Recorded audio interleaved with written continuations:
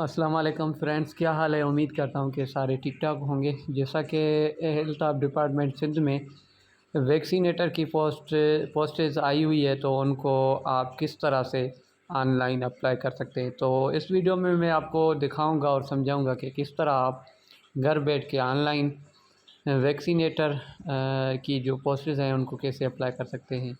तो चलिए, video start करने से पहले आप सबसे एक गुजारिश है, अगर आप मेरे चैनल पर नए आए हैं तो प्लीज़ चैनल को सब्सक्राइब करें और बेल आइकन के बटन को ज़रूर दबाएं ना किसी देर के। चलिए वीडियो को स्टार्ट करते हैं। तो सबसे पहले आपको आना है गूगल क्रोम पे, और गूगल क्रोम पे आपको सर्चिंग में लिखना है www.pst.org.pk, जिसका इंटरफेस खुल के आपके सामने आएगा। Sindh testing service Pakistan STS के नीचे जैसे ही आप क्लिक करेंगे तो ऑनलाइन एप्लीकेशन फॉर्म पे जैसे ही क्लिक करेंगे तो यहाँ पर कुछ इस तरह का फॉर्म आपके सामने खुल के नज़र आएगा, जो वैक्सीनेटर BPS 6 के लिए दिया गया है। तो expanded programme on immunization EPI health department government of Sindh vaccinator की जो पोस्ट आई हुई है, तो इनके लिए सबसे पहले आपने आपका अपना जो नाम है वो लिखना है। वो नाम जो आपके CNIC पे हो, या जो आपका नाम जो आपके डॉक्यूमेंट्स हैं उन पे होना चाहिए। तो मेरा नाम जमील है, जो रियल नाम है वही मैं लिखूँगा, जमील अहमद। और जो फादर नेम वो सेम ही लिखना है जो CNIC पे हो या आपके डॉक्यूमेंट्स पे हो। तो यहाँ पर मैं मोहम्मद बख्श लोहारानी लिखूँगा। उसके बाद आपका जो CNIC नंबर है आपने वो नंबर यहाँ पर दर्ज करना है कुछ इस तरह से। इसके बाद यहाँ पर आपसे जेंडर कि आप मेल हैं या फीमेल, तो मैं मेल हूँ। इसके बाद आपने अपनी डेट ऑफ बर्थ लिखनी है। जैसा कि मेरी डेट ऑफ बर्थ ये है, तो मैं यहाँ पर वो फिल करूँगा।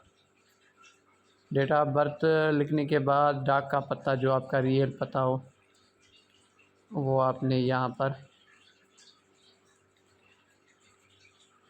इंटर करना है। उसके बाद जो मुस्तकबिल पता है वो आपको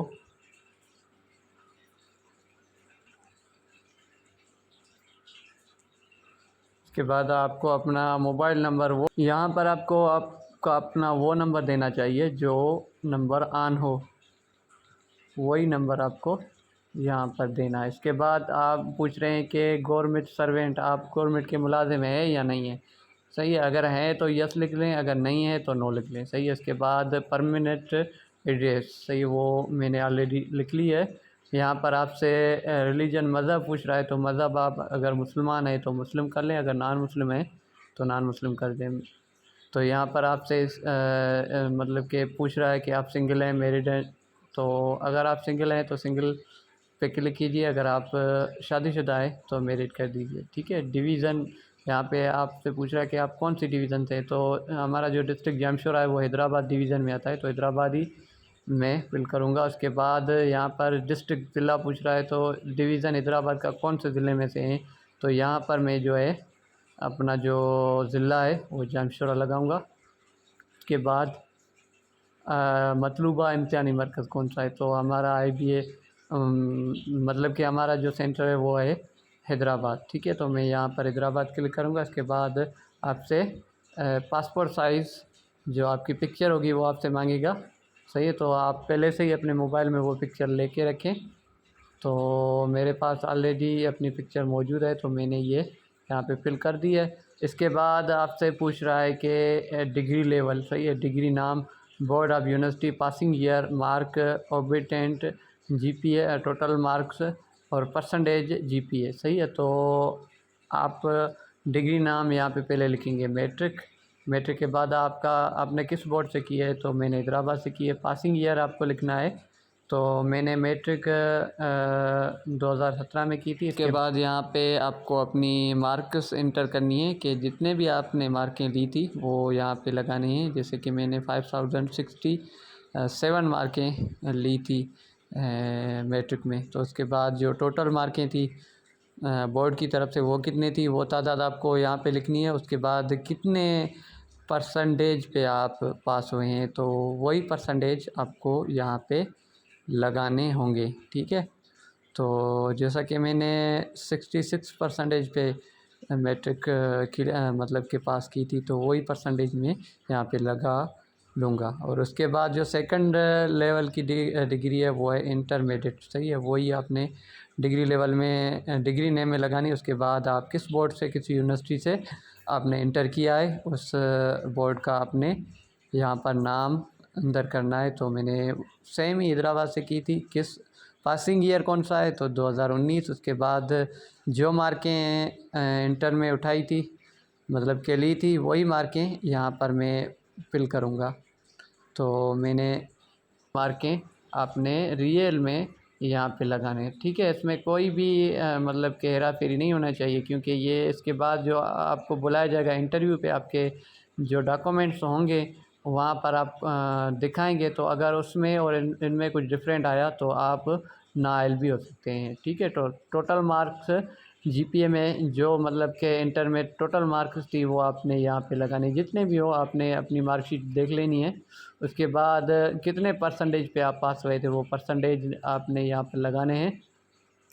तो यहाँ पर मतलब कि पूछ रहा है सर्टिफिकेट, तो आप उनको अगर छोड़ दें तो कोई मसला नहीं है। प्रोफेशनल एक्सपीरियंस, ठीक है। तो यहाँ पर एक्सपीरियंस भी मांग रहा है कि आपने वैक्सीनेटर मतलब कि कोविड में या किसी और एनजीओ में अगर आपके पास एक्सपीरियंस है तो आप यहाँ पर वो भी ऐड कर सकते हैं, क्योंकि ये भी लाजमी एक्सपीरियंस उन प्रोफेशनल तजर्बा बताना है। तो अगर आपने किसी एनजीओ में वैक्सीनेटर के तौर पर काम किया है तो आपने यहाँ पर वैक्सीनेटर लिख लेना है। उनके बाद कंपनी डिपार्टमेंट, तो आप किस मतलब एनजीओ में या कंपनी में या किस डिपार्टमेंट में आपका एक्सपीरियंस है और वहाँ पे आपने काम किया है।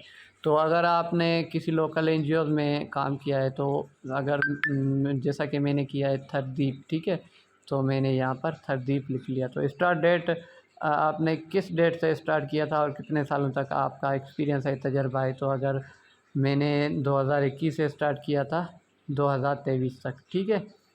इसके बाद आपने ये जो टिक मार्क का निशान आया हुआ है, तो यहाँ पे आपने टिक कर लेना है। इसके बाद जैसे ही आप नीचे जाएंगे सिम्बेट एंड डाउनलोड यूर फार्म, वहाँ पे आपने क्लिक कर लेना है। उसके बाद जैसे ही आप क्लिक करेंगे जो इंटरफेस आएगा वो कुछ इस तरह का होगा। तो फाइनली फार्म फिल करने के बाद का जो इंटरफेस आया है वो बिल्कुल आपके सामने है। जिस तरह से मैंने फॉर्म फिल किया था वही इन्फॉर्मेशन, वही डेटा प्रिंट होके मतलब कि एक प्रिंट की शक्ल में मेरे पास आ गई है। तो इसको आपने डाउनलोड कर लेना है, सही है। डाउनलोड करने के बाद इनका जो प्रोसेस है, तो आप अपने मोबाइल में डाउनलोड करने के बाद आपने डायरेक्टली जाना है किसी प्रिंट वाले के पास, ठीक है। तो इनको प्रिंट करवा लेना है। प्रिंट करवाने के बाद इनका जो चालान है, जो बैंक सिंध बैंक है, यूबीएल है, फैसल बैंक है, तो किसी न किसी बैंक में आपको चले जाना है और ये चालान आपको पे करना है। चालान पे करने के बाद जो 3 कॉपियाँ हैं, एक एसटीएस वालों को आपने जो इनकी टीसीएस वाली डिटेल्स है उन पे सेंड करना है, एक बैंक रखेगी और एक जो कॉपी होगी वो आपके पास होनी चाहिए। जैसे ही इंटरव्यू होंगे, जैसे ही आपको बुलाया जाएगा, जो नंबर आपने दिया उस नंबर पे आपसे वो कांटेक्ट करेंगे, या तो आपको कॉल करेंगे या एसएमएस करेंगे या किसी न किसी तरीके से वो आपको ज़रूर बुलाएंगे। तो ज़रूर वो कापी जो बैंक चालान होगा मतलब जो कैंडिडेट वाला होगा वो आपको अपने पास संभाल के रखना है, और जो एसटीएस वालों की कापी है वो आपको टीसीएस जो इस पर एड्रेस दिया हुआ है उन पे लाजमी सेंड कर लेनी है। तो ये थी आज की वीडियो। उम्मीद करता हूँ कि आप सब लोगों को पसंद आई होगी। मज़ीद ऐसी वीडियो जॉब से रिलेटेड देखने के लिए हमारे चैनल को ज़रूर सब्सक्राइब करें।